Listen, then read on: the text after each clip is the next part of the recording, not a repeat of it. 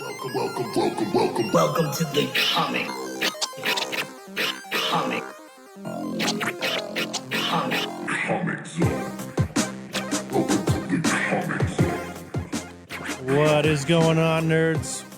We are live on Facebook, in the group, in our personal feeds. No We're DJ everywhere. Nike. Yeah, no DJ Nike today. He is sick and out of commission. But he's here in spirit. Yeah, get better, buddy. That's right. that darn illness going around. It's been getting everybody. It Yeah, it kind got me. of it got me a little bit, but like I was only like feeling off for a couple days, but it wasn't anything like too serious. Looks like it hit him because he got sick on, On Thanksgiving. was it? Yeah. Why isn't this letting me? But we're excited to talk about the newest season of Loki. I've been waiting for it for a long time, and loved the first season and really enjoyed the second one. Now we're going to get into spoilers eventually, but we're going to give it a few minutes before we get too deep because there's some important things that we have to discuss about the MCU and the future of what's going to happen and what does this really mean? Because it ended very well. That's one thing that Sean said. I was unfortunate that he's not going to be able to say it, but he really enjoyed how this ended. He wasn't the biggest fan, but it ended well. And I'd have to agree. I loved every bit of it, though. Right, I was gonna say I loved every minute like of both seasons, and then just the way it ended was a tiny bit confusing. I mean, I could see how somebody might get, So especially by the second season, get really like lost because there is so much jumping through time. Him doing the time, what they call it, time slipping. time slipping, Yes. slipping away. I mean, that looked very painful. I don't think I'd want to actually personally go through that because it looked like it was tearing him up from down to the base molecules. Well, at least disorienting as fuck. Just you know what I noticed every time he did that, how he would, like, he had that little hair flip move that he would do, like every single time. Oh, his facial expressions for it were perfect. I mean, it looked like he was in agonizing pain every time it happened. Right. So let's start off. Let's start with Aaron. And here at the Comic Zone, we usually do. And if you're listening on the stream, sound off in the chat. We're trying to kind of really watch that now. We've got a new setup here that. Yep. And so we're going to try and make it a little more interactive. So we're going to Join give in, ask questions, and we'll answer them as best as we can. and we're going to give. First off, we're going to give our kind of Justine says hello. 1 to 10 rating. And then, here in about 10 minutes, we will get into the spoilers and talking about the details. So start off, what do you think, Aaron? I gave it an 8.5. It was really good. There was some parts of it that were a little slow, but it picked up. It got really interesting, and I really enjoyed where they went with it. I liked the other extra actors and actresses that they had in there for this season. Some of them are childhood favorites of mine, but it really touched home with a lot of things that I've seen in the world today and everything. And it's kind of it was almost kind of like what our government, showing what our government's doing to us now, but through a comic view. And, gives us the ability to see what they're doing and maybe try to help make a change for the better. So Kevin Tyler chimed in. He said he thinks that they did it justice to the ending of his character. Kind of crazy how he's now the glue that holds everything together. So we're going to get a little bit we got a little bit of spoiler there, but he's got a great point. I agree. That's a very good point. I mean, and we were kind of talking about that before the show started. But we didn't get too far into it because I was like, wait. Let's wait till we're on the show. But it is. I was actually wondering, is that the end of his character? And Kevin, is that so? Is Tom Holland done? We don't know. They're not going to say, and they're never going to say one way or the other. Well, Because I think for one, it's going to ruin the imagination. And I think that's one of the great ways that I think you can read into it. I think we just have to kind of jump into spoilers right now because there's Well, hold on. Okay, well, you hit we the sound. did, but all right, I gave it a 9. I really enjoyed it. I think because of the solid ending that rounds out the whole series. I love the genre. I love the mythology. I love how they're changing the mythology. So I gave it a near perfect score of a 9. And it's unique in the way the show plays out. It's not like any other Yeah, MCU show at all.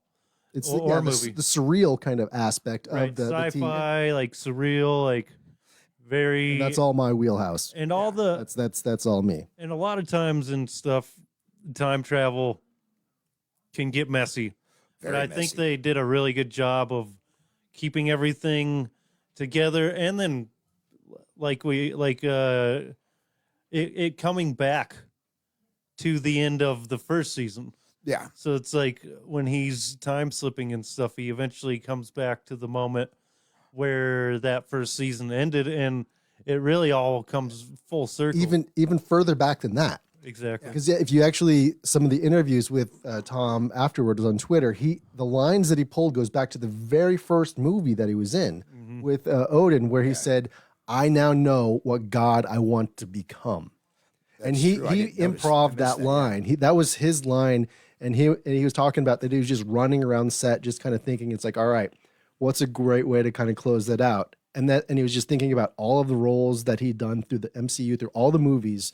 And like, that's what he wanted. So that's what he said to Odin and his brother, how he could be worthy of the throne. Yeah. And then, I mean, yeah, and then it's a full character shift, because when he said that, he was saying it in a negative light. Like He wanted the wa- power. He was wanted, still a bad guy. yeah, Yeah. he wanted the power. Now him taking the throne at the end of this was a necessity. He didn't necessarily want it, and they always say. And it's a burden too, because They- it's much like the Prometheus. No, who's the one that pushes the rock up the hill every day?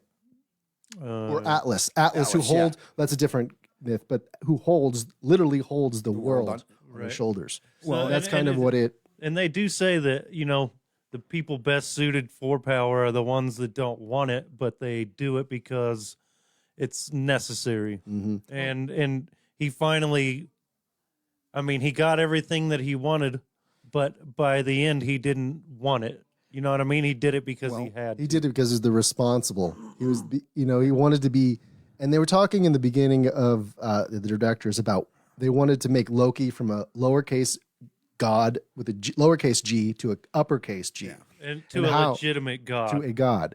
And what I really liked about it is that it really echoes the Norse mythology. I thought they did a good job with that because Loki has been one of my favorite mythological characters because of the fact that he is the god of mischief. He's not necessarily evil.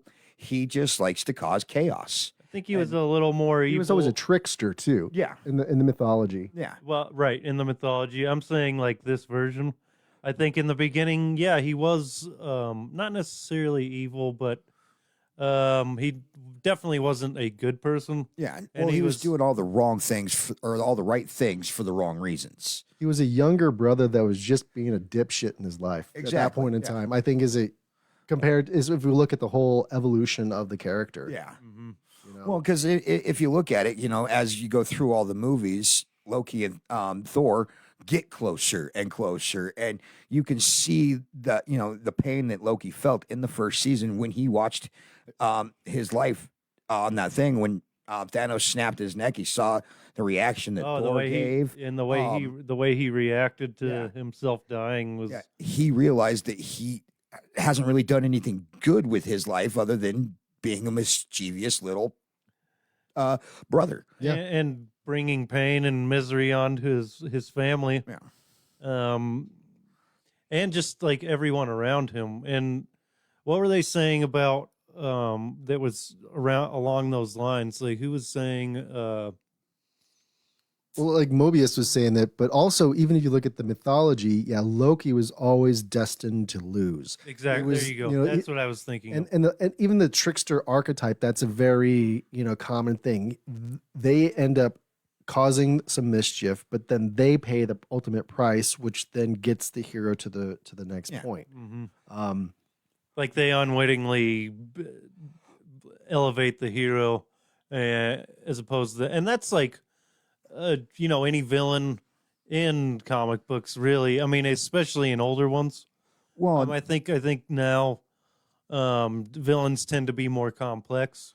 Well, and they're trying to make the villains a little bit more relatable, I think, because, if you grew up reading the comics and, you understood that these villains, they're there to help promote the good guys and get them, their arcs and get them to where they need to be.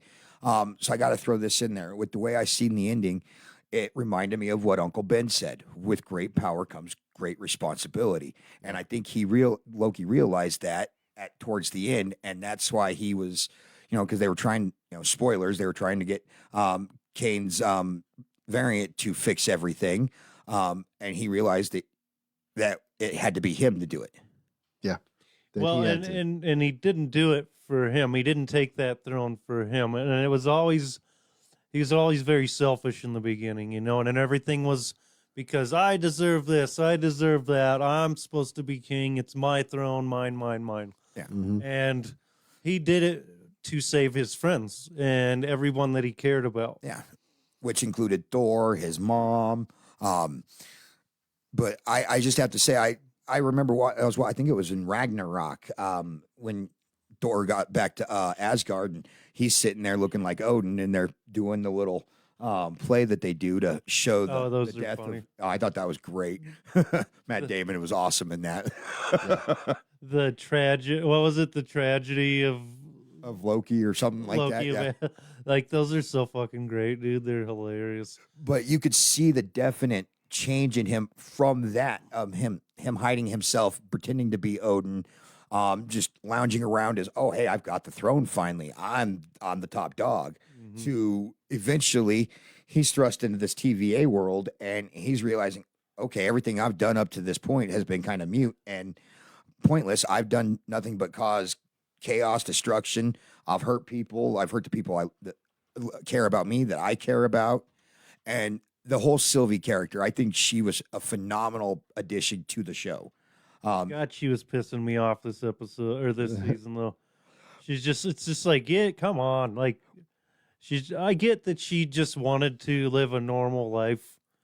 And that, she had never lived in just a calm and peaceful universe. She'd always lived in apocalypses. That's how she hid. Yeah.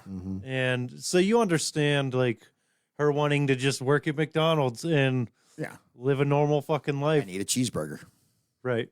And, and that's another thing, it being thrust upon her to be a part of, trying to fix this, and it always coming. Well, I mean, technically she is the reason it all went to shit.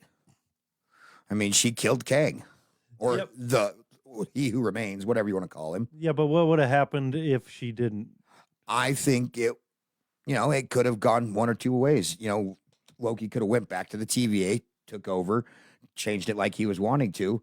And I think we would have had a more introduction to Kang later, with everything that we're supposed to. Because, I mean, I saw some, pictures out there that looked like they came out of the comics from the Kang series, when it shows all the different Kangs coming in and attacking at once. And wasn't that was it at the end of Quantumania, where it showed all the Council of the Kangs? Yeah. Right. So, but if you notice, that was a result. That was a result of her killing he who remains, right? Yes. So what happens now that? No, it did happen still. Really, what Loki did was he tried to stop it, but never could. Yeah. So he would have to kill Sylvie in order to stop that, and he wasn't willing to make that sacrifice. I mean, so really, what he's doing is just he allowed all of these universes to exist, and he's holding it all together, as opposed to the what did the time loop, or what did Kang call the one timeline that he wanted to exist? Oh, the sacred timeline. Right. So that's gone, and like he's just allowed all of these timelines to exist, as they should naturally, right? Yeah. Well, and he even said so himself that if you kill me, there are going to be thousands of me coming at you. As because there's all these universes that Are expanding and just all of a sudden popping up, and the loom couldn't, didn't have the ability to contain that. what's Kevin, saying? he said, and I'm assuming he's talking about Loki. Gaining friendship gave him a purpose, helped him realize that he always wanted to be accepted and valued. As far as him transcending into probably God with capital G. That's true, and that's what I mean by Yeah. that's what I meant by like when he took that throne and he held all the timelines together and put everything back in a natural way. He didn't do it for himself or for power. It was for all of his friends that It was he had the met. right thing to do. Yeah, all of his friends, and it was a selfless act, and also a prison. Like he's literally stuck there. Yeah. You know what I mean? It's not like it's a fucking. He might be able to look at every timeline, and I imagine like he does have massive power when it comes to control over the timelines and being able to look into those. He's almost like Or even a watcher. even as Loki, he could always manifest different forms. Yeah. Himself, he could just create things out of thin air. So why can't he just throw himself into any timeline He should any be way he able could to. to? He should be Yeah, able to, he could easily, literally write himself into anything. Well, and and anywhere in time. Yeah, with all the other variants of him that are out there still, who's to say that he can't say, hey, I'm going to go to this guy, tell him what's going on, but I'm going to need you to play, you got to be the Loki in the timeline while I hold this all together. I can But see that think, happening I think as well. what Bill's saying is like, since he can duplicate himself and like project himself already, he should be able to travel throughout the multiverse and we're not seeing and- the end and- of Loki. and Yeah, I don't still think be so. yeah. So And- I would Even I'm almost like would be reading into things if you see a shade of green that there's some Loki influence going in. I think we could almost take it to that level. Yeah. That well, that he's a, Marvel does use color a lot to Mhm. you know what I mean. So I mean they've done it a shitload. Like Scarlet Witch, for example, and using the Darkhold and all of that. And then, I mean, there's tons of instances of them using color, and they're masters of the Easter eggs. So you wouldn't be off base to look for, splashes of green or something like that. You know what I mean? And he wouldn't even have to project himself into the timeline to have an effect on it. Yeah. I wouldn't imagine. But it's got to be the right shade of green because I just saw the poll that you put there. Dr. Doom has almost the same shade of green in his cape and his armor that Loki did. So there's, Right. and that's the important thing also about the end of this is it sets something up. The option that Kang could be just written out. Yeah. So I think they've done it in a way that Kang wasn't as key as it could be. So there is talk of, because of the Jonathan Majors issues, that they are going to drop him and move to more of a Doctor Doom. Which I'm not mad at as long as they cast someone really good. I mean, it's got to be perfect, man. Well, And I'm- it like, sets, don't- because it sets up nice with the comics into Secret Wars. Because does. let's be honest, Doom, and if they do Doom, that would work perfect for Secret Wars 3, and then because he was God Doom Yeah. in that Secret War. which then in turn could be Loki. But they could also mix things because you were talking about the symbiote and having the black suit on Spider-Man. You could mix the first Secret War and the third together. You don't necessarily need to do the second one because that's when the Beyonder comes to Earth and he's like wearing a zoot suit and shit and fucking hookers and all that. You I remember mean, that one? yeah. I It was going to was say, you'd do the same thing if you had that kind of power. fuck hookers or wear a zoot suit. Wear the zoot suit and fuck the hookers. I mean, he's the Beyonder. He can do what he wants. I mean, it would be interesting to see the Beyonder, but like, I mean, that would be hard to do. So I think mixing and using like Doom and doing the Battle World. I mean, they had Battle World in the first one, but God Doom's battle world, and then it was the collapsing of 616. Yeah. And he just So basically the problem there's a big problem with that as far as how far have they gone in production, as far as changing things could cost forward momentum in whatever they're doing, because they're changing the plans not because they wanted to, but because of Jonathan Major's legal issues. Yeah. what is going on with that? He's going to trial. He tried to get it kicked out and it didn't, and he's going to I think it's like tomorrow. It's like soon. And isn't he facing a boatload of prison time for this? I mean, What did he do exactly, or what are they accusing him of? I know it's like a domestic, like, is it like, I don't know. Google it. Yeah. We got the power at our But yeah, fingertips. they don't say exactly. It's not easy because you got to dig through a lot of stuff to kind of find it. But yeah, domestic. Yeah, because I do know that it caused a lot of issues with some of his other projects that he was working on, not just in the MCU. Mm-hmm. Because I've noticed that a lot of the other shows that he was working with have kind of changed pace on which way they're going as well. And I think a lot of them are just chalking it up that he's going to lose this battle, and they're trying to be prepared and move forward. So if he does, But they're also stalling. Yeah. Which I think is going to be is good. They're giving a little more time. And I think they're Okay. going to kind of see what it says misdemeanor assault, aggravated harassment, attempted assault, and harassment. Against who? his girlfriend. So There's- I they think- broke up, and he was beating her, and they broke up, and he started. You just made like two assumptions right there.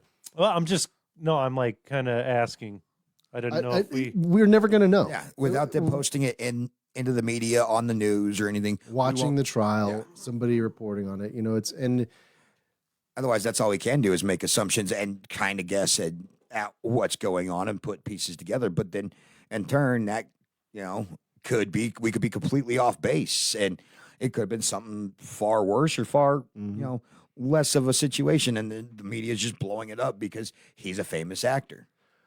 you It have looks to like- report it on looks- it though. it looks Yeah, As you far do. as a media, you can't just. it looks like since they're going to trial that they are keeping like the prosecutor and stuff. It looks like they would be keeping a lot of the details close to the chest, just to not give him a chance to like rebuttal that. I mean, No, that's against is court it? procedures. They're going to do it for the victims' rights, Yeah. not to have their details blasted across the media Exactly. and But have is this- jackass podcasters like this us says- talking about it on a live stream. It says this happened in Europe, though.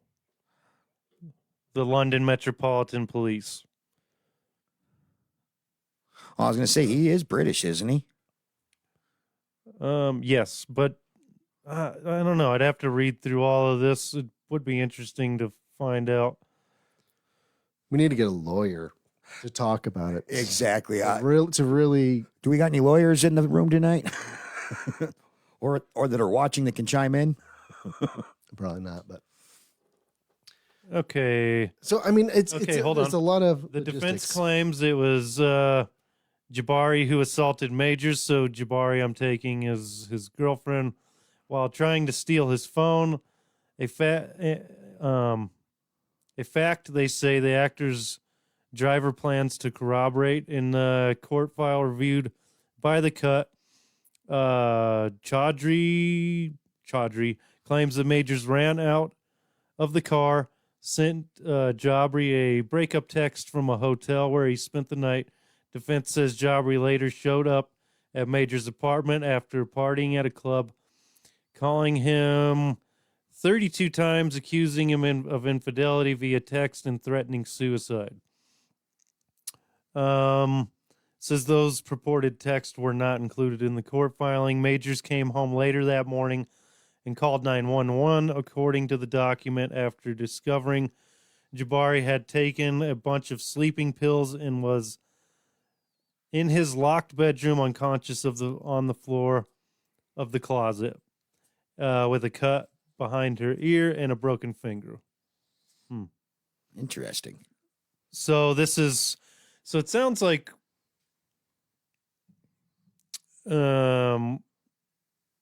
it sounds like it's a he said she said type of thing, of course. It's Um always going to be. and it sucks because he is so killer as the character.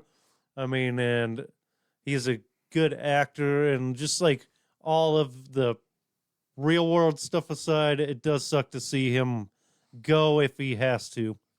But as long as they replace him with Doom and they do it and they really cast that well, that has to be done really well, and it's got to be better, like far better than what they did in the old Fantastic Four movie. I liked that Doom. it, but it didn't carry the weight because a character like Doom, he's maybe the greatest villain Marvel has produced, period. Well, So, and he's got to carry, the way that Jonathan Majors played Kang, I think somebody just as impactful and as good needs to be, because even outside of the suit, he needs to carry a certain presence. Yeah. well, he is the I shouldn't say overlord, but he is the rightful ruler of Latveria. Right. He has his own country, his own army. He can theoretically be part of the United Nations and be on those councils and still deal with the world population problems and everything else that persists with having your own government like that. And so he does make a phenomenal bad guy, but in turn he also does try to do a lot of good, because a lot of the things that he does, he's trying to do for Latveria. Oh yeah, and that's true, but he is also a dictator, and and Tyrant. and he's a mad for power. So bunch of times he has he stole the Silver Surfer's board one time. Oh yeah. He had the cosmic cube at one point. Didn't he get the Thanos's gauntlet at one time too? Maybe, I'm not sure. I forget. I think the I think I'm trying to remember how he became God Doom in the Secret War. I'd have to reread that because I honestly don't remember. I just Let me look read it it up. recently. It's fucking great. He made the machine that then kind of he was able to kind of preserve But and he- create the own universe, and from that universe he made it. He was God, Yeah. and I think it's basically Latveria in its own little kind of bubble, and then Yeah. Well, because I do remember a couple of comics where he literally had built a wall around Latveria, and anybody that came in was shot on sight because they're trespassing into Latveria. And during the Secret War, Reed Richards and Thanos both created basically cosmic life rafts, you could call it. And that's how they were and then they brought a handful of heroes and villains with them on these life rafts, essentially. And that's how all these people were existing on Battleworld. And he just kind of cobbled together a little planet out of different places in the world. Yeah. Kevin said he killed Thanos when he was God. Yes. Doom ripped his skeleton from his body. Yep. His Okay. skull and spine, it was like a Mortal Kombat Was that in fatality. Battle World, or is that Secret War? Okay. Says he stole the power of the alien beings called the Beyonders and created his own battle world from the remains of different worlds throughout the multiverse, empowered by the enslaved Molecule Man. Ooh, okay. The villain became God Emperor Doom, ruler of Battleworld. So I forgot about the Molecule Man I thing. did too. And it's interesting because Molecule Man, his powers seem not all that great, but he's actually one of the most powerful beings in the Marvel universe. Period. Well, him and Spot, I think, are roughly some of the more powerful villains / anti-villains. Because I mean, look, You mean from Miles. Yeah. and the- right? Well, Yeah. isn't he a newer? no, I think he's been around since Yeah. the '90s. He's been he was in around for a while, Spectacular Spider-Man. He was in the first 100. I actually think I have it. I Yeah. wonder if we'll end up seeing him. Well, depending on what happens on the next Into the Spider-Verse. Well, because and what they touched It'd be on interesting that, because you did see live action stuff in like the little windows, yeah. but it would be interesting to see if he jumps into live action or not, along with Miles. And Spectacular Spider-Man number 97. Oh, okay. First appearance of Spot. what year was that? 1985. 84. He must, and he was probably Oh, a okay. like B level or B or C level villain. Like they make him out to be in the beginning of the movie, and then he's fucking It's a terrifying. pretty cool cover too. That dude is remember that terrifying cover. by the end of that movie, right? There he is, right there. Okay. Spectacular Spider-Man 99. And his powers are the shit. Like being able to. Yeah, create a black hole essentially, and There's a villain in Dragon Ball who can do essentially the same thing, Janemba. yeah, I remember him. And, Yeah, and he would fight that way too. He would punch through his portals and shit. And I mean, that shit was really badass. And Goku ended actually using it against him at one point. but yeah, no, their powers are so strong that they kind of have to dumb them down a little bit and make them a Class B villain because of the simple fact that if you can create a portal to walk through like that into a bank vault, who's to stop them from walking into the Oval Office, the Kremlin, any branch of government power and assassinating those people in power? And not only that, but like I was saying, by the end, when he's, run the experiment on himself over and over, Yeah. and really like to where he can literally reach through the multiverse, not just physical space, but he's able to travel the multiverse at that point, and he's essentially a god at that point. Well, yeah. And he's literally insane from the power and going through that. Like he's driven himself mad. Well, I mean, I think it would drive anybody mad, if you had that much power, regardless of what you were doing, it's got to take a toll on your body. So it's, going to drive you mad, drive you insane, make you do things that you wouldn't normally do. Because if I remember right, he was just a standard scientist trying to better the world, and it backfired on him. And yeah, he All right. became Spot. So back to Doom. So if they're going to do this thing, I mean, I suppose they're waiting, or if they haven't dropped Jonathan Majors already, I suppose they haven't said. But if they have, they need to make moves to introduce Doom as soon as possible, if that's the case, or at least feed us little pieces like they Well, did we're- with Thanos. We might get We him are. in Madam We Web. are. They need. There's a upcoming announcement about Fantastic Four. So that's when we're going to hear any kind of news. I would imagine, as far as one way or the other, because Kang Dynasty, Avengers, I think was Yeah, it Avengers? So I think so. Yes. Is that but canceled? Fantastic Four is the next one. No, we don't know.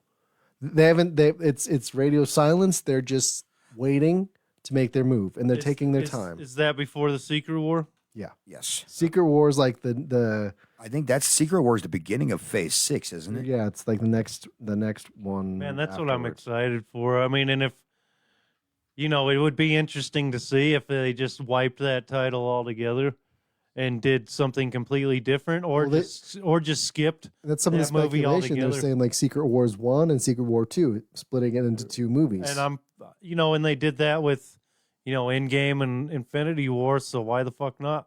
Especially if it's going to be a big event like that. I mean, if it is like the third one, like I said, I mean, it's going to tear apart that entire universe and just cobble together all the worlds that I would imagine that we've seen in the MCU so far.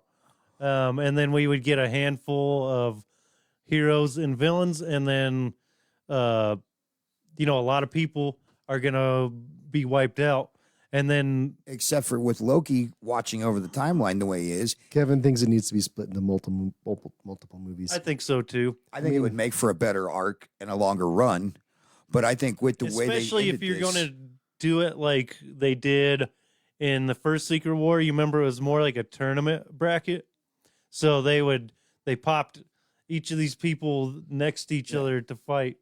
And Well, that's what they did with Spider-Man. You know, he was in his original suit, his suit got battle damaged.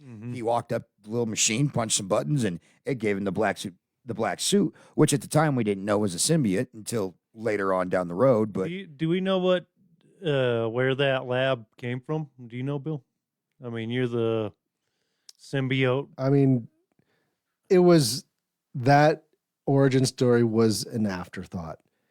I think as far as in the comic, It didn't really matter. It was I'm just getting a new suit, print, done.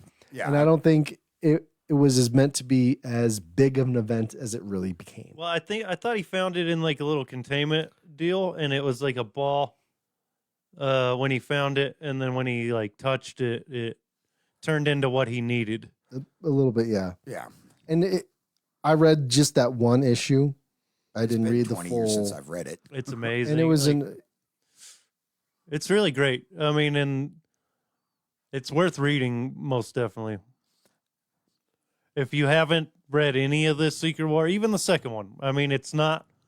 I think that's maybe rated the lowest amongst them, but it's still fun. It's like a funny, good story. So it's definitely worth the read. Well, you I get think- introduced into other heroes and villains through it as well. Oh, well, yeah, sure. And then just seeing those matchups, I think that was kind of the desired thing they were going for. They're like, people want to see more fights and then maybe matchups you wouldn't have seen in other comics. You know, I think the Thing fought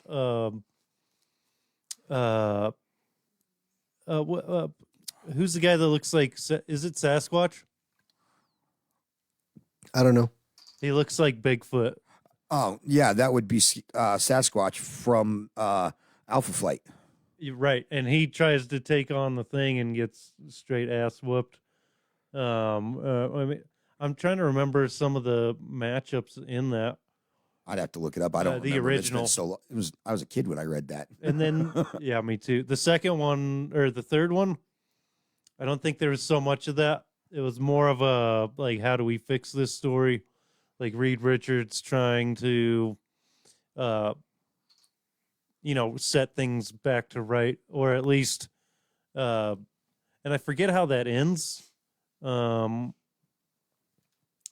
don't remember if he takes the power from Doom and then recreates 616. I'm not entirely sure, but I think it destroyed more than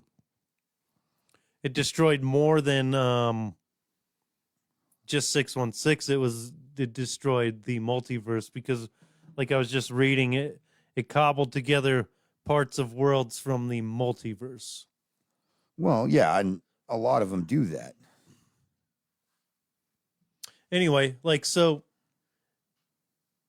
I really hope, and they're talking about recasting Reed Richards, and I do not like the Pedro Pascal thing, like, at all. I don't want that. I want him to keep what's his name?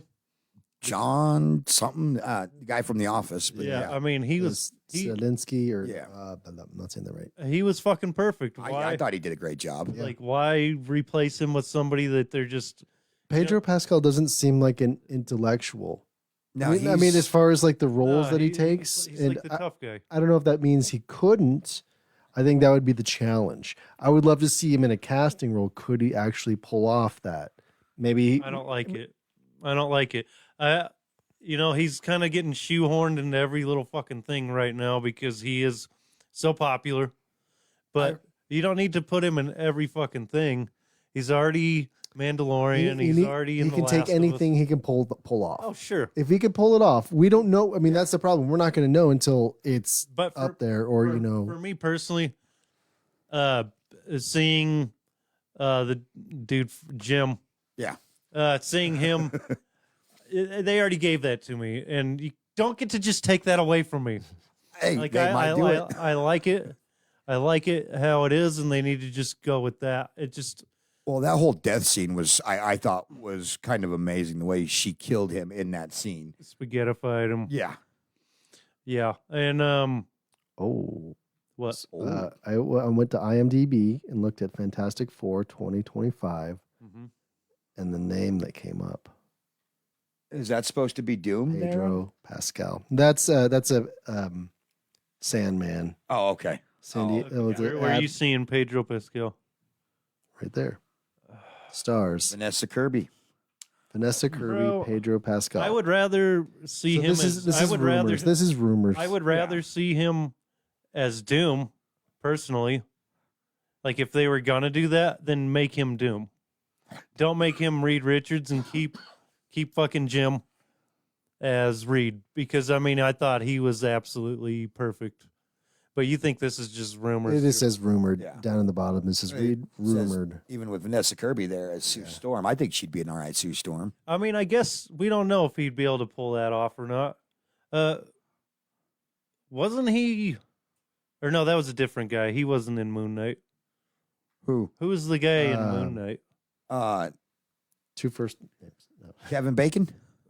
No, Matt Damon. No, he was in Loki.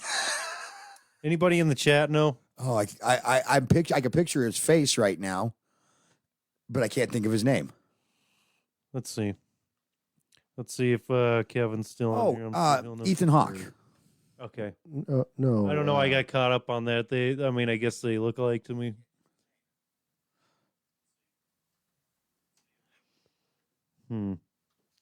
Anyway, so I guess it'll be interesting to see where this, Jonathan Majors things goes, It's and if not looking good for him. right, and It if isn't. even if it does, and he gets found not guilty or whatever, it's like, does Disney stick with him even after that? Probably not. 'Cause the show must go on, and they can't just wait to see what happens with him to keep They're going to pull him back. I bet he's not going to be.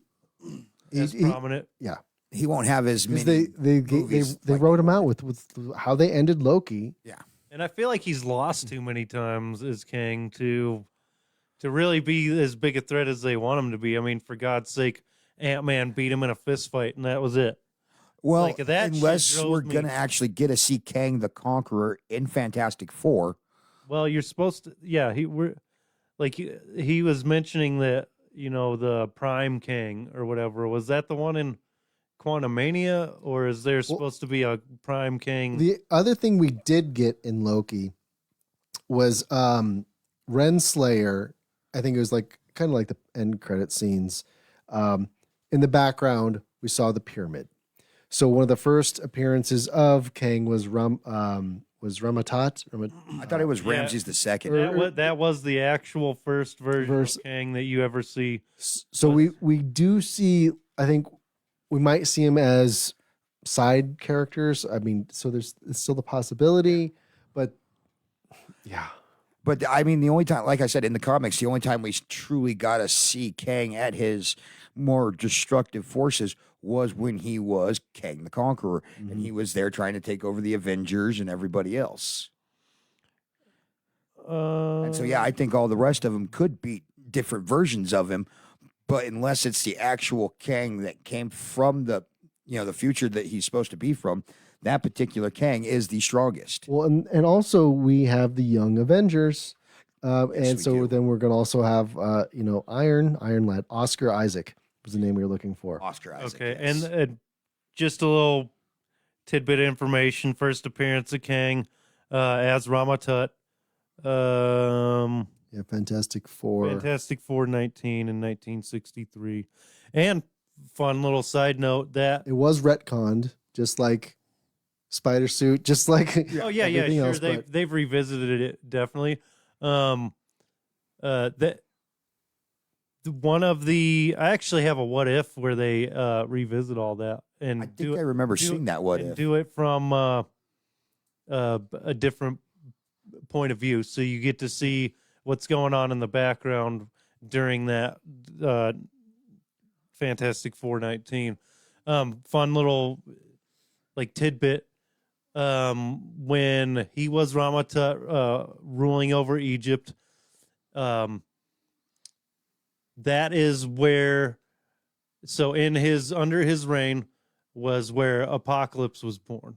Okay, I was just actually going to ask that. Where does Apocalypse fall in with that timeline of Kang being in He was Egypt? born in Egypt at that during that time. Okay. And then I have a series. It's called Rise of Apocalypse, and it gets into some of that same thing. Like, so they've revisit that issue many times to, shoehorn in what's going on with other people at the time.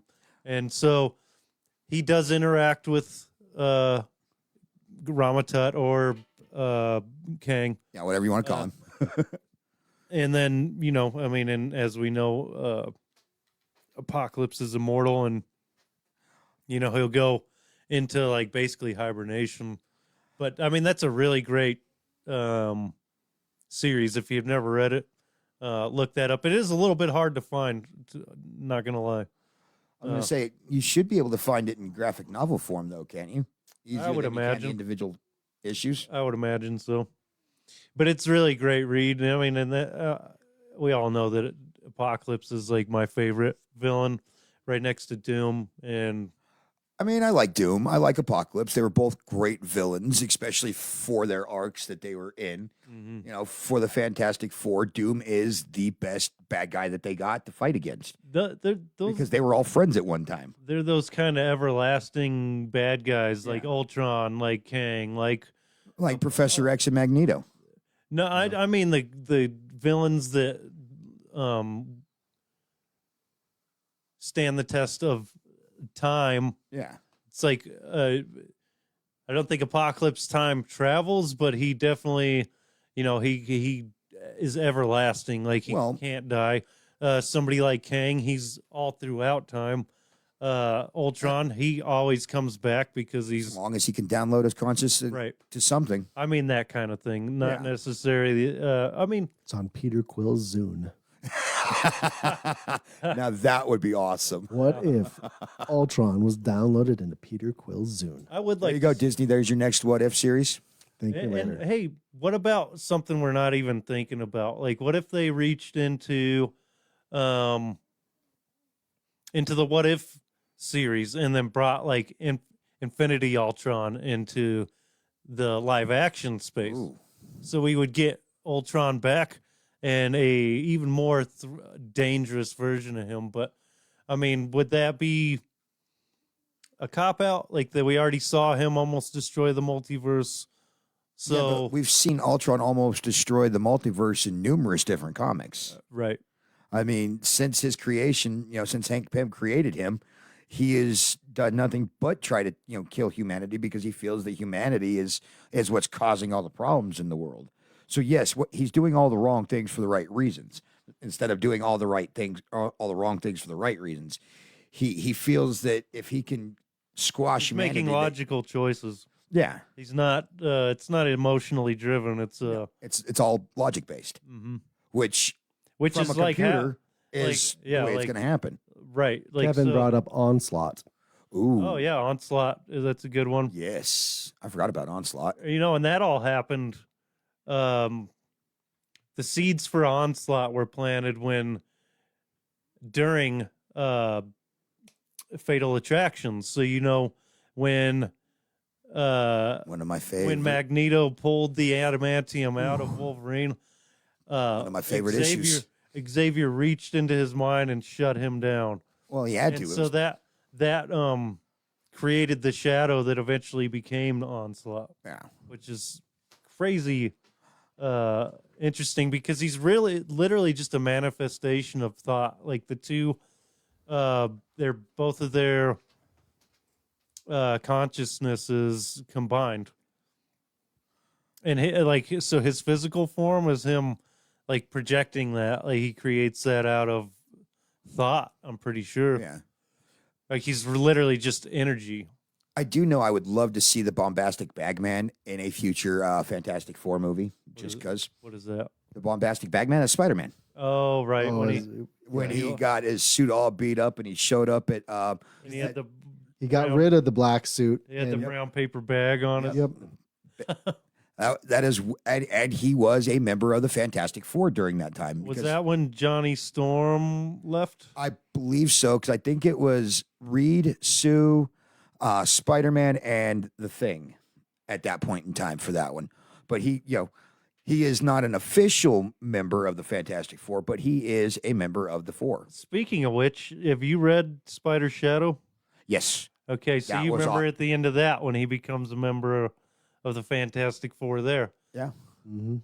So they've been doing a lot of stuff with Spider-Man. So I mean, I could see that happening, and I mean, as a Spider-Man fan, I would love to see that because Spidey is one of the more amazing characters. And and especially if they're going to bring in the black suit, it makes sense to at least have some sort of cameo eventually. And Well, and we did get the at the end of what was it?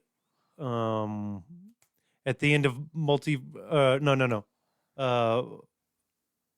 the Spider-Man one, the latest Into the Spider-Verse, I think is Far that From one? Home. Oh, Far From Home. Okay. Or, Yeah. Is that it was Far From or the latest one, right? Yeah. With all three of them. No Way Home. Yeah. There No you Way go. Home. So at the end there, when you got Tom Hardy, at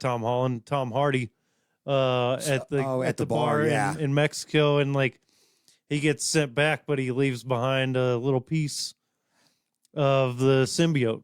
And if you didn't notice in that little thing there, Venom knew exactly the symbiote knew who Spider-Man was, even though it was guy. yeah. He didn't know who. He knew that Uh-oh. he has met You him. just unplugged my headphones. Oh, She just sat down on the cord. Come here.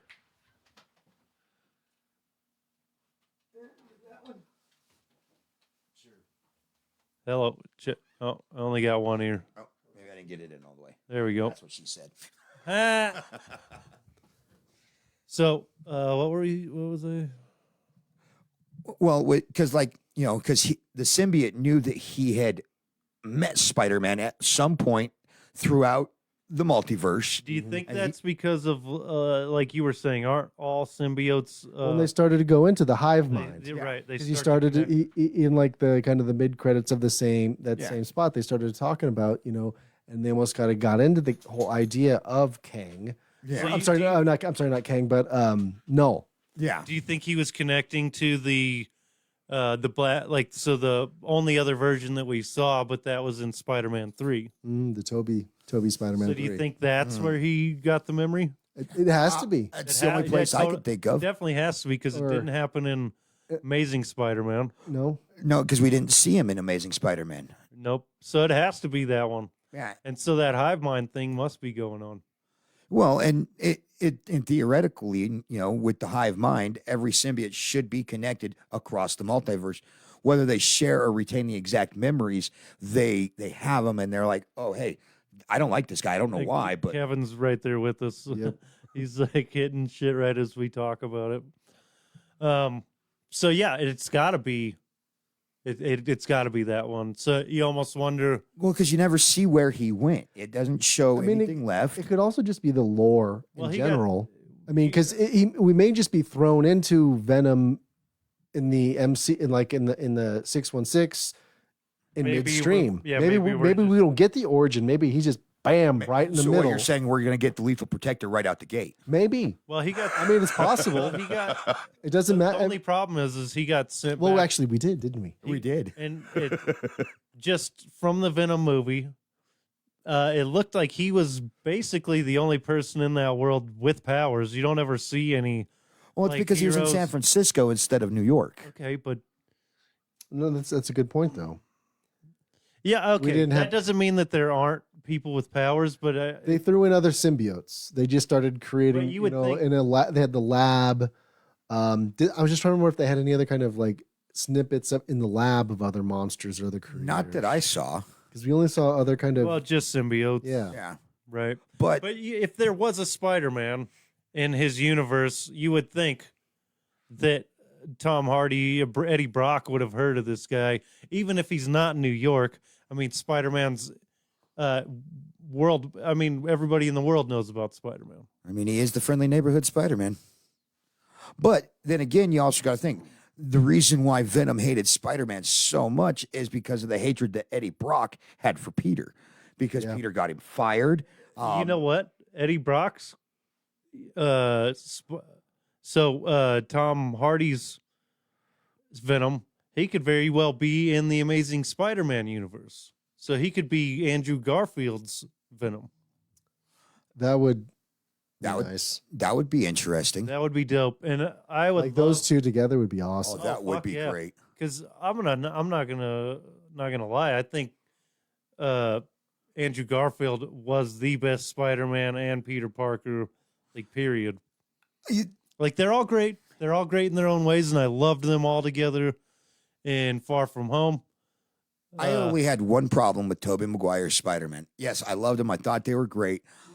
I did not like what they did with his web shooters. That was the only thing that pissed me off. I like how they explained it in the Well, they didn't just let that yeah, go. They're but- like it comes out of your body. Does it come out of anywhere else? Yeah. That was a great line, but I don't see anything wrong with that because I mean you would have slight differences throughout the multiverse. yeah, but it didn't showcase Peter's genius of being an inventor and everything, because he did build his own web shooters. That's He fair. built almost all of his gear. And when they made up for that in the within Andrew Garfield's and Tom Holland's, Well, with Tom Holland, he's getting all of Stark's tech, not his own. I do agree that I never understood why they went that way with it. But it was still, for the time that it came out, it was amazing. I loved it. I saw Maybe it all was of them. like to save time. I think it was just the director I think it was Sam just taking his freedom, his liberties that every director is allowed to take with this work, and putting his own twist to it, making it his, versus just taking directly from the book and saying, "Oh, it's got to be this way." And I still say that first Spider-Man movie was the first time that we got like a comic book accurate version of a superhero. It looked like the comics. And it didn't fail like the Incredible Hulk did, because the very first Incredible Hulk was very comic book accurate. yeah, And it it's just bombed in the called box office. Nobody was feeling it, and that's why they had to switch directions with the Hulk and go the way they did. Well, that wasn't a terrible movie.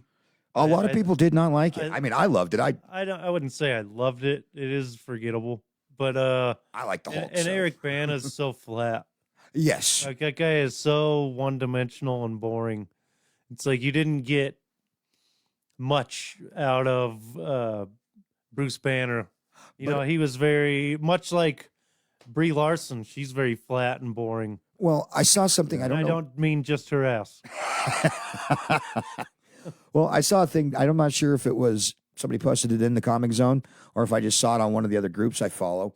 They were talking about Eric Bana's Hulk coming back and them integrating him as They're part of the multiverse. They could do that with what's his any name, of these. the Maestro, or I think it's the Maestro. Oh, Maestro. Yeah, and having that version of the Hulk be him, and that way they can bring him back into the MCU with that, along with having Mark Ruffalo, of course, who has been an amazing. Much like Spot, like how he made himself more powerful Yeah. by redoing those experiments over and over.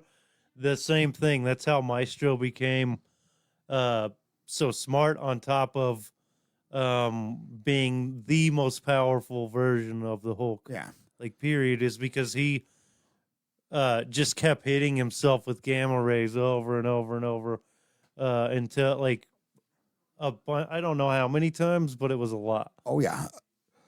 But I mean, they can honestly go anywhere right now with the MCU. Even if we lose Jonathan Majors and Kang completely, they still have so much source material that they could pull from, that they can take it. It might take a little bit longer for us to get to it, but they still have the ability to go with any direction that they want and bring in different heroes, bring in different villains.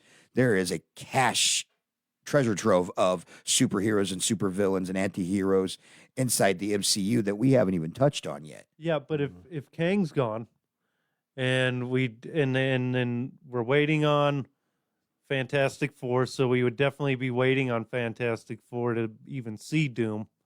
So it's like, Not necessarily. We could still see you're right. Doom No, you're without him being. you're right. But there's not much coming out before then. Deadpool. We've got Deadpool There's and we've got potential there Madam to Web. see- There, Madam Web. Yeah. that looks really good. And I think we What could if there's a few other Disney things, but I think Disney's going to stick to the lane that they're in. We've got Echo that's coming up. Hopefully, Echo, that was from Daredevil, right? Yeah. Or no, Hawkeye. but yeah, I think comic she comes from the Daredevil. I've seen some Why do Daredevil we need a crossover. show about her? I just, you know what I mean? I don't. Some of the comics, she's actually a very I was going to say, good character. It's an interesting character because she's mute. isn't she blind as well? Yeah. So I I think think there's she's just mute in the show, though. maybe. Like she not sure. she could Or- see. She wasn't blind in Daredevil I don't know. or Hawkeye, whatever it is. Oh, yeah, that's right. She- Remember, because yeah, they leaned real heavy on, on her on- ASL. and fucking Hawkeye not being able to hear shit too. Yeah, that's right. I forgot about that. But Mm-hmm. yeah. That was a great show. You know, It we, was. we talk about all these great shows, but we don't mention Hawkeye a lot, and I really loved it. I thought Jeremy Reiner, did I say his last name right? Reiner or is it Renner? Renner. I thought he did a phenomenal job as Hawkeye. Well, and it really made you feel for him, especially that scene. And I think Bill's brought this up before when he's on the phone and he can't hear his kids talking to him, right? No, I liked it when Kate Bishop was just talking and Right, he took his and hearing she's aids talking. out so he could just ignore her. Yeah. That's what I felt about the whole character. I thought that was actually quite funny as well because that's stuff our parents have done to us. You know, Right. they're just like tuning out these kids, you know, and But there was that part where he couldn't hear his kids over the phone, I believe it was, and then she's like kind of yeah, she was communicating for him. right, and that was, you know, it makes you really, and that was just a really great show, and I think we gloss over that one a lot. We don't talk about it, But that a also lot shows that in- Hawkeye is human. He is not a superpowered being. He is just a badass with a bow and arrow. And in that, you got the different perspectives. So, like the kid watching him dive out the window or it was Kate. Yeah, it was Kate that watched, him. yeah. You know that part where he famously jumps out the window Yeah, and then launches swings that. in. Yeah. You know, and and that was her motivation. And no shit. I mean, how amazing was that? Like, Well, I mean, picture yourself in that situation. You're in New York. You're a child. You know, you got an alien invasion going on. You got superheroes everywhere, and you got one guy With on a a bow and rooftop arrow. by himself, just taking people out with a bow and arrow. mhm. And then all of a sudden, you see him jump off, launch another arrow, and he's swinging like Spider-Man. Man, they just did really great with the first team of the Avengers. You know, it's like they took a lot of risk picking somebody like Hawkeye, somebody like even Black Widow. You know what I mean? I mean, you have these powerhouse characters, and then you're expected to believe that these normal humans, no matter how skilled they are able to keep up and keep pace with these literal gods. Yeah. And a guy in a fucking suit that makes him super. And It's no different than Batman, honestly, And it I being I think in the she- JSL. I think she mentions that too, is like the fact that he was, you know, just a normal person and keeping up with these Yeah. incredible, like super powered people. So Yeah. Kevin's bringing up something else that's in the news lately. Blade. He says he Oh. thinks Blade did justice and that Wesley Oh, yeah. Snipes might be Blade again in Secret Wars. 100%. And we've said I'm down for that. I loved Wesley as Blade. I thought that was phenomenal. 100%. Like, and we've said that before. So we've brought that up many times in the past that Spider-Man, Blade were some of the best superhero movies of the time. Well, yeah, and I personally feel that those movies were actually the precursor for the MCU to do what they did. They were testing the waters with them per se, saying, "Let's put these comic book movies out and I see think- where they go." Well, and they were the first ones to be really successful. So it's like it made it,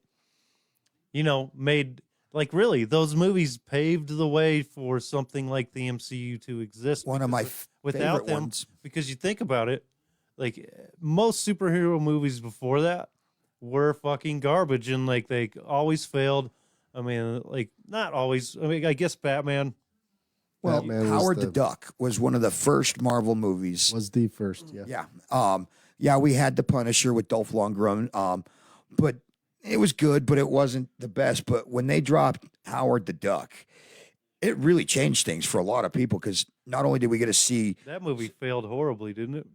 I don't know, it's a Yeah. cult classic to me. I loved It it. became a. I think it didn't. I was gonna say I don't think it did very well in the box But office. you're a fan of the cheese, though. You know what I mean? Like you're a big fan of the cheese, and like you can 1996. you can appreciate even what most people would consider to be like not great. Yeah. So, I mean, I think that's one of your best qualities. I think you appreciate a lot about like you can overlook, you know, what a lot of people might call shortcomings in movies or Yeah.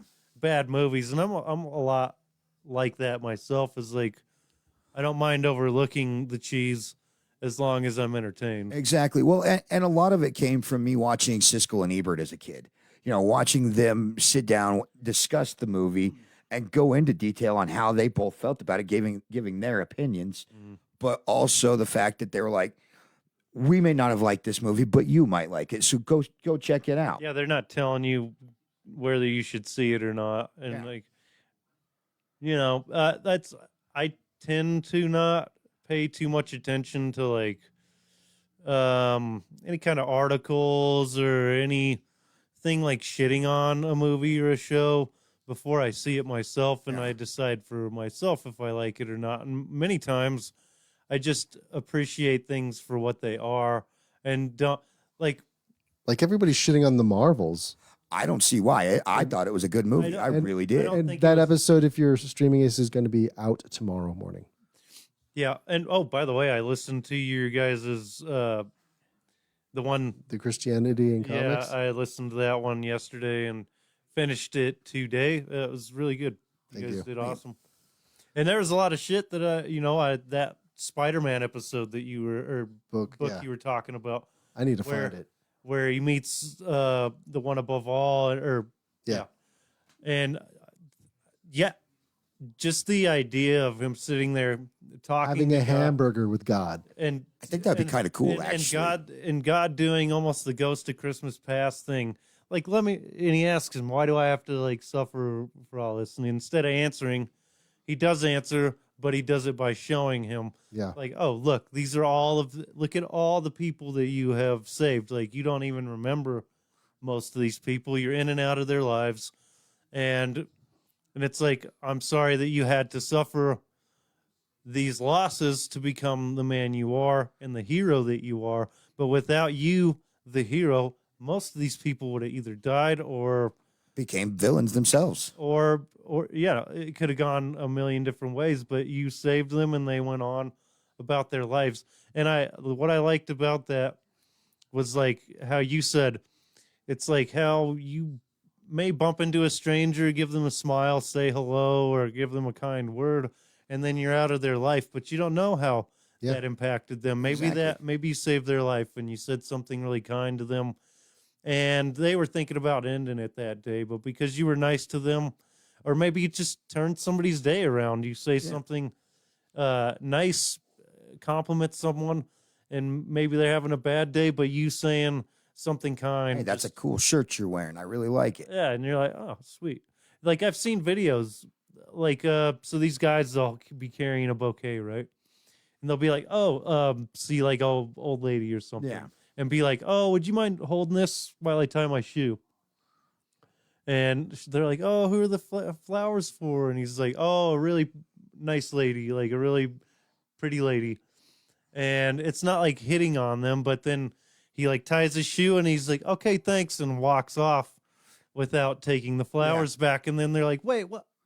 Oh, okay. And it makes their fucking day like every single time. Like they're all smiles and like just Acts shit of like- random kindness. so like you were saying, like you don't know how many, like if you could see all the people that you've touched their life in a positive way, I mean, it would be much like that, just an entire sea of people. I would hope. Yeah. You know what I mean? I would hope that for me. Or There's one guy on the beach Thanks, standing Kevin. there flipping you off. Fuck you, Bill. Get your shit together, Bill. Yeah, it'd be Tom Arnold. Like, Get your Bill, shit, Bill. get your shit together, man. your We got to shit get together." this fucking thing going. He was so awesome to me. Yeah, I he mean, was. I've been a fan of his for years, and just being able to, I've been to a few different Comic Cons and everything, and you couldn't just walk up to Did the you sit in celebrities. on that one? No, I had missed that You one, were but with Ming. I was with Ming. He's in Denver right now, by the He way. is. I saw that. The Galactic Comic Con or Galacticon. Yeah. Yeah. But no, it was just I loved being at this smaller one. I could walk straight up to him. I didn't have to, buy my time to come up there and say, "Hey, I just wanted to say I'm a huge fan." I didn't have to stand in a line and wait. I didn't have to pay $20 just to be able to say that. I was able to walk right up to him, shake his hand, and just say, "Hey, dude, I've been a fan of yours for years." Yeah, true And- lies. Oh yeah. And honestly, I feel like the Pop Culture Con was and our Comic Con here were actually better than the one in Fort Collins. I mean, there was much more. We had There's more there. stuff. I mean, I don't know. The Pop Culture Con had a lot of shit. yeah. And I think this second one that we're about to get is going to be just as awesome. And are you guys going to be at that one as well, doing a live show as well, or? Of course. That's our plan. I We'll mean, see. you're where- going to be there too, buddy. Oh, You're yeah. part of the show now. Oh, Like, hey, you're- I love it. You're indoctrinated. One of us. One of us. Hey, I'll take it. I'm a nerd, and I'm proud to be a nerd. I love it. Yeah, man. So it won't be just us; it'll be you too. Or- And I mean, and I feel like, what I personally am just like in my element when I get there. I mean, I really get jazzed and like just get energized by being in. The networking is just my bread and butter.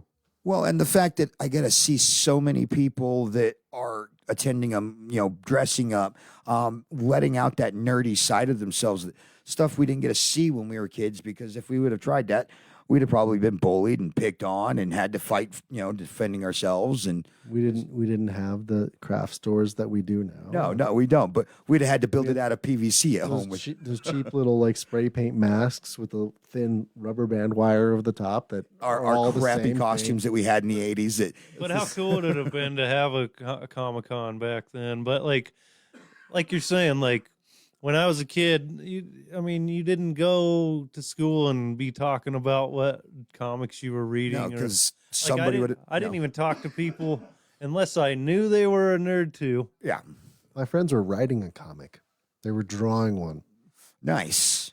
in high school. Unless you knew. Or actually, it might have been middle school. Actually, So it's like my buddies would give me shit because in junior high, I would not stick around to hang out with everybody. I would literally like Run home to watch cartoons run home to watch Dragon Ball Z.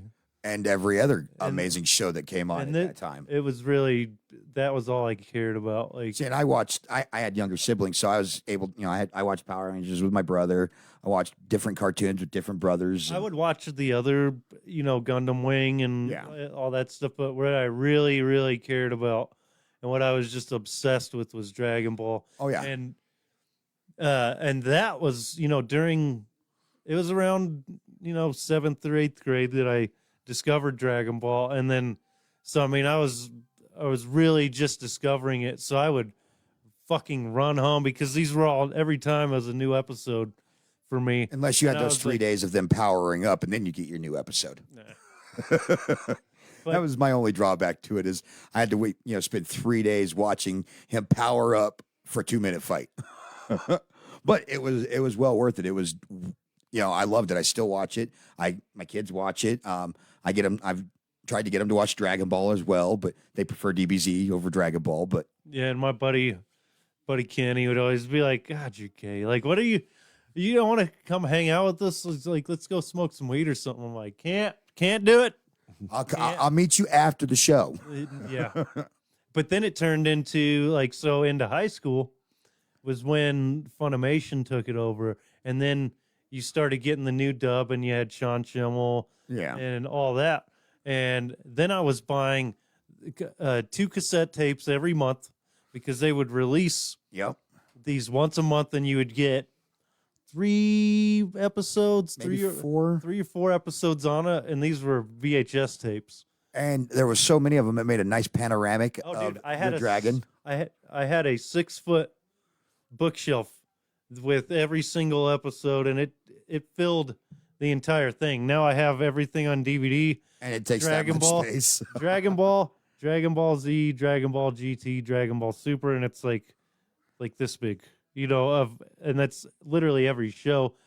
Just Dragon Ball Z took up an entire 6-7 foot book. Oh yeah, but it made an awesome diorama though of Well, it was different pictures, so depending on what season we were in. season you were on or whatever, it would. 'Cause you had but Cell and But yeah, one side would say Dragon Ball, but then the other side would make a nice picture. yeah, because I believe like one of them had made Goku or was it Radix that it made? But then it had the dragon. It had Cell. I believe Boo was on it. It was either Boo or Mahjong Boo. But yeah, it's been a while since I've looked at all of those.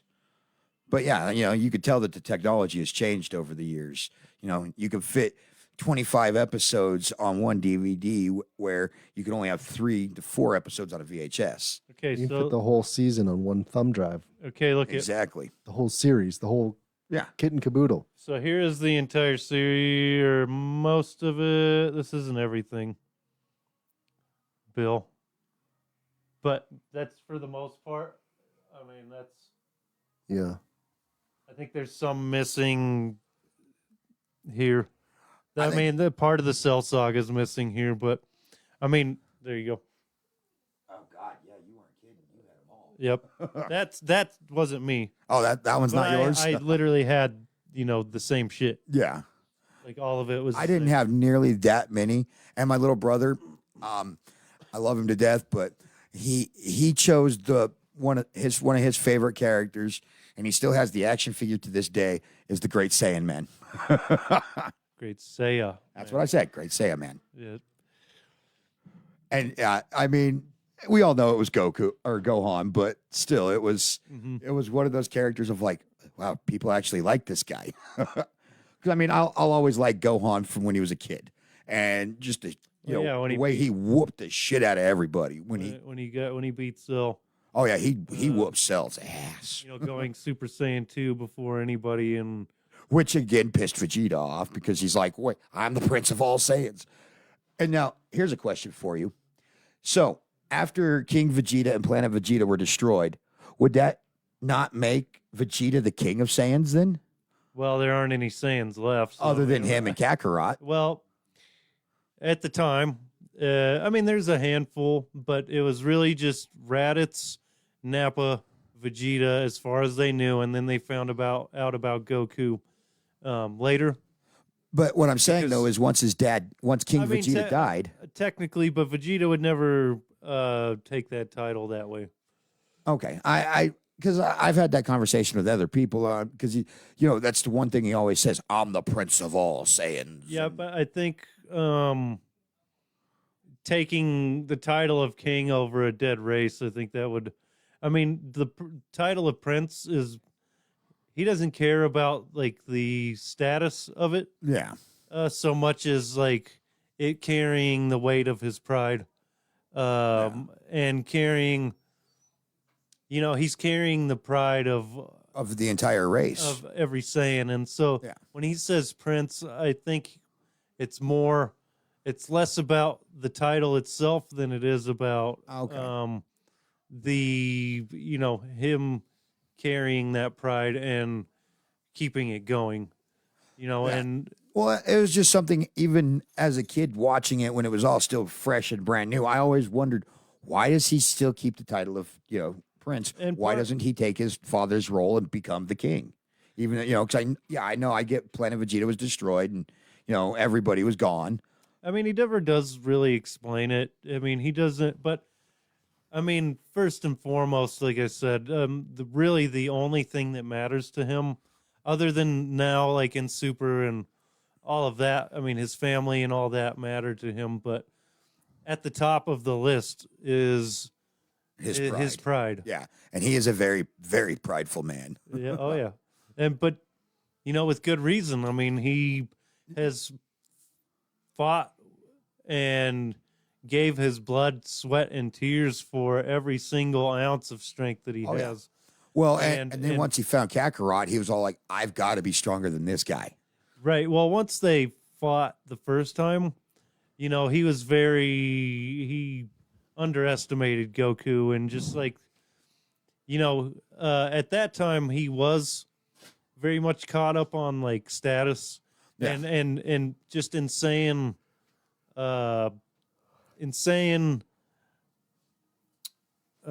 culture. So a low class Saiyan, and this was all based off of the power that they read from you when you were Yeah. born. And Vegeta was born with a much higher power level than Yeah. most Saiyans, and so that gives him station. And so it was unthinkable for a low level Saiyan like Goku to even be anywhere near his strength, let alone surpass him or be his equal. And for a long time he struggled with that. Well, And and the being- greatest thing is he got beat by a normal person that was terrified of everything. And, because most people forget the fact that when he turned into the great ape, it was Yajirobe that saved them all. Yajirobe's the one that cut his tail off. Yep. And a lot of people forget that. And I mean, Well, not only that, he near the end of the fight, he ran up behind Vegeta and almost cut through his armor with his sword, and I mean, that's one of the greater fights. I mean, you have a really iconic scene of Vegeta throwing, up in the air, throwing his Gatling gun, and Vegeta or Goku with the Kamehameha, and they're clashing, and then I've seen so many paintings Goku- based off of that. Goku uses the Kaioken, I think it's ×4, and like nearly destroys his body. But Oh, yeah. I mean, But he destroyed his body every time he went training. and you don't actually see Goku and Vegeta fight again until they're both Super Saiyan 2s and during the Buu saga.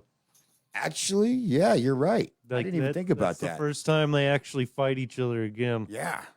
And wasn't Vegeta being controlled by Majin Buu at that time? No, that was by Babidi. So Okay, with Babidi, that's right. but he also wasn't really being controlled.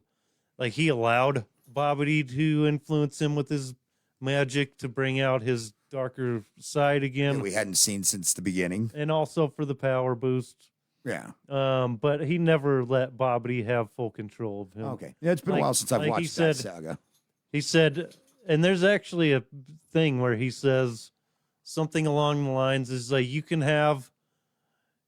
take control of my body, you can take control of my mind, but there's one thing a Saiyan never gives up, and that's his pride. And that's when he powers up and breaks free of it. And he's like, because Bobity's like, I want you to go do this. And he's like, no, fuck you. Yeah. I'm not being distracted from fighting Goku anymore. Like, this is happening right now. I don't give a fuck what you want. I'm fighting Kakarot and we're Yeah. doing it. Yeah. What's up, buddy? You want to say hi to the camera? Okay. So we're almost done. And then we'll go home, okay?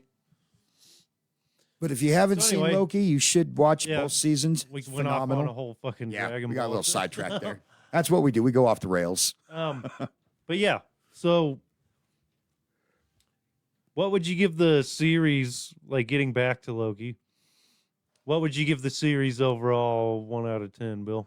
It was 9. Just a 9? Out of the whole series, And seasons 1 and 2, nothing's ever going to be a 10 because technically a 10 is perfect. I would have to agree with Bill. I have for both seasons. I have to give it a 9. It was perfectly well done. It really in touched with all the characters. We got to see a different side of Loki than we had in the previous movies, and it just kind of made me feel a little closer to him. He was more humanized by then. And how One thing that's a real challenge to do is kind of like the Phantom Menace or like the new Hunger Games movie that just came out. is it out? Yeah, it just came out. It's an in between. You know what's going to happen, but by the end, from Yeah. we know Loki dies. Yeah. So he's kind of like he died in the movies, and then all of a sudden he has this whole other backstory, this whole other life that enriches the universe that he's in while building his own at the same time. Yeah. And I think that was a very difficult thing to pull off. And the time travel, the surreal, the quirkiness of it all we gotta is why it We it got to scored so remember. high for me. We got to remember this is a Loki that never went through all the things after the first Avengers movie. So the one that died in Endgame is not the same one we're seeing in the series. No, but he's still, but remember he gets to see everything, and Right, he does see everything, he and remembers it to a point. right. Well, he at least gets like the rundown of what happened. Definitely. Because I mean, just like we said earlier, watching him from the very first Avengers when he's trying, when he takes over Hawkeye and everybody else, he's letting the Centaurians out. That Loki was, he was the bad guy Loki that we've all known in the comics that does what he does. But you slowly see him progress throughout every movie. The more time he has with Thor, So he started off as the god of mischief, yes, and now he's the god of stories. yes, it almost goes stories. full circle. God of, What that do you is- mean by that is that? his title. He's the god of stories. Is that part of the comics or That's what they're calling him. That's his title now. okay? Now, So- did so he Disney is the give him that title. title, or I did? mean, the directors. Okay, So this is what they were. So he's no longer the god of mischief. He's So that's and that is the god he wanted to become. okay. And also how all the doesn't he call himself that? I almost want to say he calls and, himself that. and in it the is show. pulled from the Norse mythology as far as the god of stories and yeah. Interesting. And But he does cause a lot of mischief. I'll put you. and I'll that give makes you that. that makes sense. The god of stories because he's literally the god of everyone's story now. In the In timelines. the timelines, Mm-hmm. yeah. And just how beautiful was it the way he pulled it all together as he's walking up those stairs and I just like know- the fact that he was in his original, almost comic accurate helmet with the horns. Well, and also like because it pulls back to the Norse tree, Yeah, and that the timeline is the tree going back to the mythology, and he is now the tree of he life. used to be trapped by snake venom and poisoned and trapped in the stasis as far as Loki being trapped, but now he's trapped under his own accord, holding everything together, not a prisoner, but as a god, willingly and selflessly. Which I think because he did it selflessly, that's how we're going to see him being able to leave where he is at. I think they're going to, I could be completely wrong on this, but I do think we'll see him again, and they will, because he willingly did it and willingly sacrificed himself. The other gods or the Watchers or whoever are watching the universe are going to be like, okay, all right, well, let's give him a second chance would now that be- he's done this. So it's the living tribunal, right? Yes. So he would be one of the Eternity. You remember in Guardians when Quill sees Eternity, and that's Yeah. an actual entity. So he's like amongst the most powerful beings in the. He's Or was almost it- as was it powerful as the Love Celestials. and Thunder. Or They're above the Celestials. Yeah, Like I- the- Eternal was Love and Thunder, not Guardians. I think. Yeah. No, he glimpses Eternity in Guardians 2. So when Okay. Ego shows him, oh, that's right. When they're but the entities of like the their representations of the fabric and what makes the universe the universe. Yeah. And so now Loki is a part of that. And he would be even above the Celestials at that point. yeah, that makes a little bit of And- sense, but Maybe not in physical power, but power isn't always measured in physical strength. or True. Your ability to destroy something. Like he's literally holding together the fabric of time, and that's he can. That is he can insane. create and destroy at the same time, which is what the power of a god is the power to create and destroy. I'm sure he could. Yeah, he could easily just let go and wipe out the entire. What a great way to if he could they. pluck out individual timelines if he wanted. But I don't think he would do that. I don't think he would either, but I'm just saying That's he what could. Kang was doing. That's Yeah. when you're playing God in the wrong way. Or that's how he could. And that's somebody was saying how he could undermine Kang and how Kang was just undermined altogether because of that reason. Yeah. He is now control of all the timelines. So anything Kang could do to manipulate doesn't matter. And he's He's the allowing puppet master now. he's allowing every timeline to exist as they naturally should. There's not supposed to be one sacred timeline. But also the only reason Kang was doing that was to avoid having all the other Kangs wreak havoc on the multiverse, right? But Partially.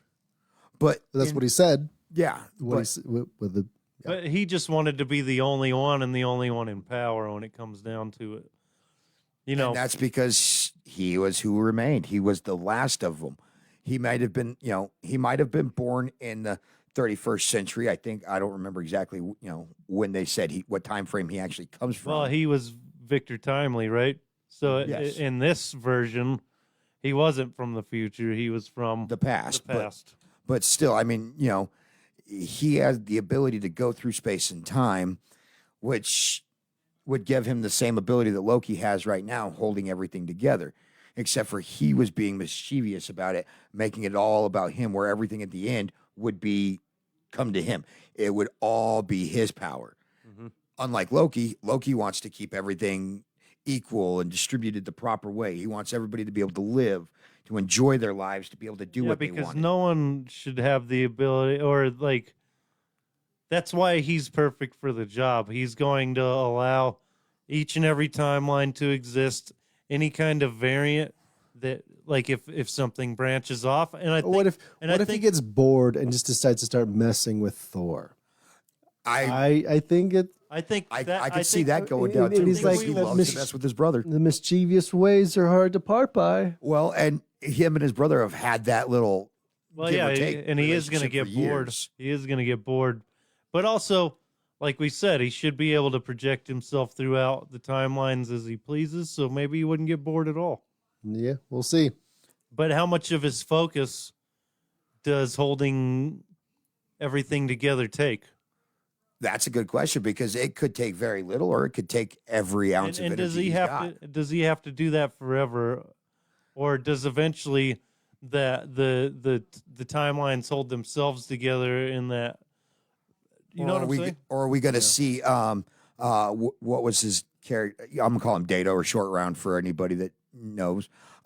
Now is his character going to be able to build a bigger loom for him and help him The control loom that? The loom was only designed to. Control a certain amount, And but if they could build it bigger, it was there to keep only the sacred timeline. yes. But I mean, But like, so the loom was the unnatural part. He's replacing the loom with. he himself has become the loom. But now, is there a way to build something that can hold it in so he doesn't have to actually stay there? Or- Can he have or- it to where or- he can then bounce in and out wherever he's needed? Or over time, for lack of a better word, because I imagine time doesn't exist to him in the same way anymore. No, not in that But, space and time continuum. Like, eventually, does it stabilize and stay that way on its own, and then he can Or leave? he has to trick somebody else to take his place. But Hence the reason he's the trickster god. I mean, he could go there. See, I think I just it's don't left see, to our imagination now. I think I that's don't- the I don't good see- part and the bad part is it's up to us. Yeah. I think as the god of stories, we can now make up whatever story we want to kind of fill into that place. We can imagine, we can speculate, and we can see what Marvel does next and, hope that they don't fuck it up. Yeah. And everybody out there, if you have your own opinions or any comments that you want to put out there, let us know. Because, everybody's opinion does matter. Yeah. Yep. So overall, like I think I'd give it a 9 too. Just the show was extremely well done, well balanced. Not a lot of loopholes as far as the time stuff goes. So this one's been a win for all of us. Go to thecomiczone.com. That's where we have every single episode of the show. You can catch us on Spotify as well. Yep. Go to YouTube, anywhere you get your podcasts. Hit us up on TikTok and join the group, the Comic Zone, on Facebook. It's where we share a bunch of memes and all that stuff. Hopefully next week we got DJ Nike back with us. Stay nerdy, everybody. Until then, keep it black.